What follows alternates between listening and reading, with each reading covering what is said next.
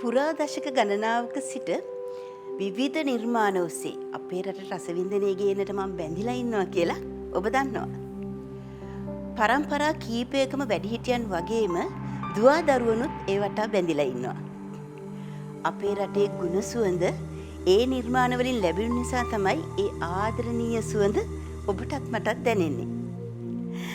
ඒ ගුණ සුවඳ පරම්පරා ගණනාවකින් දැනුණා වගේම තමයි පරම්පරා හඳුන් කූරවලුත් ඒ ආදරණීය සුවඳ දැනෙන්නේ. ස්වාභාවික ඔසු හා සුවඳ වර්ග මීපැණි හා සුදු හඳුන් මුසුකොට පරම්පරා 3කටත් වඩා වැඩි පාරම්පරික ඖෂධීය වට්ටෝරුවකට තමයි පරම්පරා හඳුන් කූරු නිෂ්පාදනය කරන්නේ අපේය කියන ආදරණීය හැඟීමත් මුසුකොට.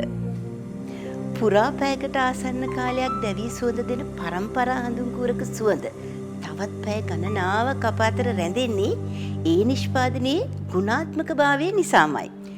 ඔබේ නිවහනත් එහි ආදරණීය සුවඳත් අනාගත පරම්පරාව වෙත දායාද කරන සුවඳ මතකයන් ඇත්නම් ඒ පරම්පරා හඳුන් කූරුම බව මට හොඳටම විශ්වාසයි.